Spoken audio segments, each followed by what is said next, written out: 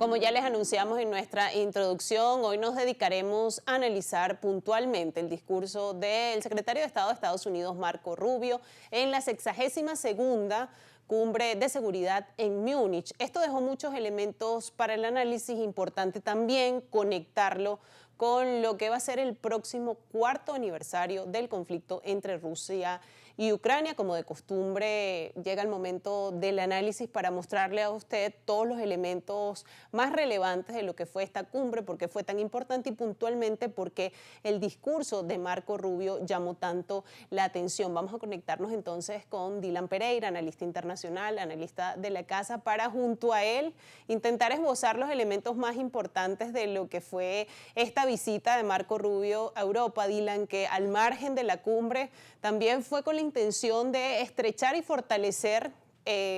los lazos entre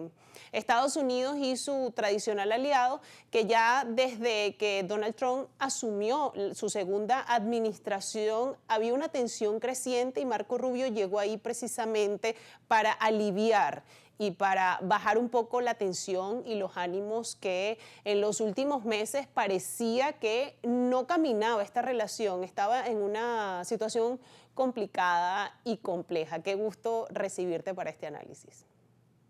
Muy buenas tardes, Nastasia. Un gran placer saludarte a ti, a toda la audiencia de Ampliamente. En efecto, se ha cumplido un año más este compromiso en la ciudad de Múnich, que desde finales de la Segunda Guerra Mundial reúne a intelectuales, jefes de Estado, jefes de gobierno y tomadores de decisiones que suma más de 1000 participantes cada año, reuniendo a más de 100 países, pues precisamente en torno a los grandes desafíos de la política de seguridad. Y como bien lo has reseñado, el secretario de Estado estadounidense Marco Rubio fue uno de los invitados más destacados, precisamente en un momento donde las relaciones transatlánticas entre Washington y Bruselas sufren una profunda erosión semejante a lo que ya había experimentado este lazo durante la primera administración Trump, pero con algunos episodios de gran crisis y tensión, como lo es particularmente el antecedente de Groenlandia, donde el presidente Trump, abiertamente alegando razones de seguridad nacional y los nuevos intereses de su doctrina de seguridad nacional,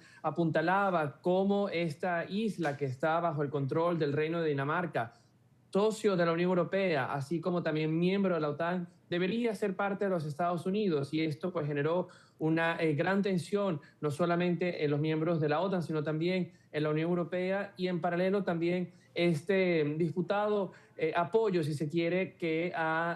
se ha de alguna forma reblandecido en la época de Donald Trump sobre el financiamiento y apoyo a Ucrania, cuando precisamente se acerca el cuarto año de la invasión de Rusia. Con este telón de fondo, precisamente, Marco Rubio, si se quiere, era un discurso más optimista y de esperanza en las relaciones transatlánticas, sobre todo al compararlo al discurso que lo precedía el año pasado del vicepresidente J.D. Vance, donde atacaba directamente las fundaciones de la Unión Europea como bloque geopolítico, pero ha reafirmado, si se quiere, las críticas que el movimiento MAGA y, si se quiere, sus correlatos en el bloque europeo, como el caso del Fidesz en Hungría o de Robert Fico en Eslovaquia, que hacen directamente contra esta llamada decadencia de Occidente, como lo ve la Casa Blanca y como lo ve Marco Rubio, y que apuntala dos grandes temas. Por un lado, este ataque a la agenda climática, tachándola de irresponsable y de irracional, así como también un ataque directo a la migración, y ha sido pues las dos grandes vectores de este discurso de la cumbre de seguridad, que deja también grandes interrogantes respecto al futuro de la arquitectura de seguridad, sobre todo para el viejo continente.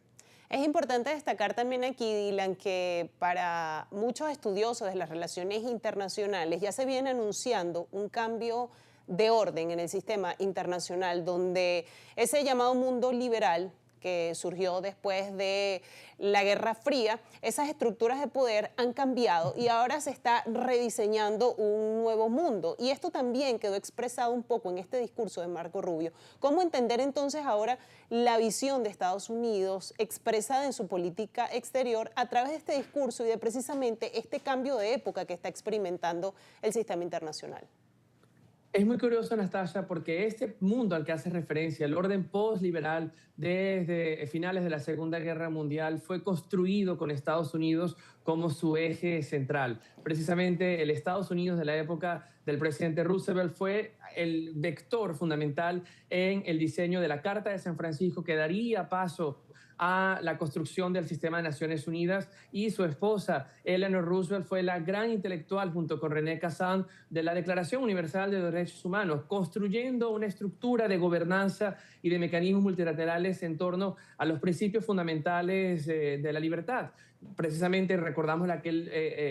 mítico discurso de las 4 libertades: libertad de culto, libertad de pensamiento, libertad del hambre y libertad de la pobreza, que hacía referencia Roosevelt frente al Congreso de Estados Unidos, y hoy la propia Casa Blanca atenta directamente contra las instituciones del derecho internacional y busca una remodelación geopolítica total, una remodelación que ya habíamos visto o experimentado desde la década pasada, pero que ha encontrado en la presidencia de Donald Trump un catalizador, sin lugar a dudas, y esto lo demuestra claramente las últimas acciones en política externa del presidente estadounidense, como la conformación de esta nueva Junta de la Paz, que en principio anhelaba atajar la situación en Gaza, en una situación post-conflicto, pero que hoy parece abrir en su carta fundacional un mandato extenso, sin límite. Y esto hace competir las visiones respecto a otras instancias que ya se encuentran consolidadas, como el Consejo de Seguridad de las Naciones Unidas, que se encuentra en una situación de inoperatividad precisamente por la erosión del compromiso en los principios del derecho internacional de sus miembros permanentes.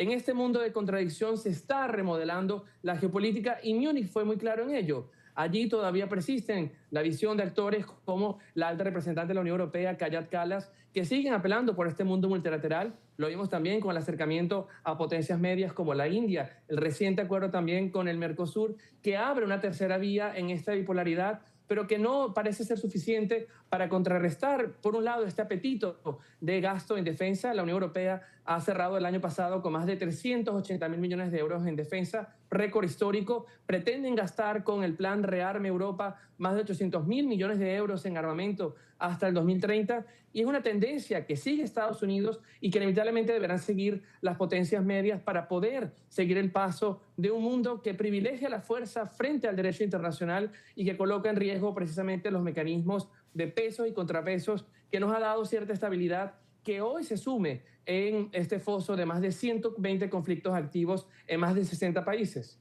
Y en todo este escenario, Dylan, sale a flote nítidamente la crisis del multilateralismo, otro de los asuntos que también hemos venido analizando. Vamos a hacer entonces una pausa en esta conversación, en este análisis que estamos haciendo sobre lo que dejó la Conferencia de Seguridad de Múnich, porque al regreso vamos a tocar otro tema que es fundamental y tiene que ver precisamente con el asunto de la seguridad, un asunto fundamental para la agenda estadounidense, conectado además con el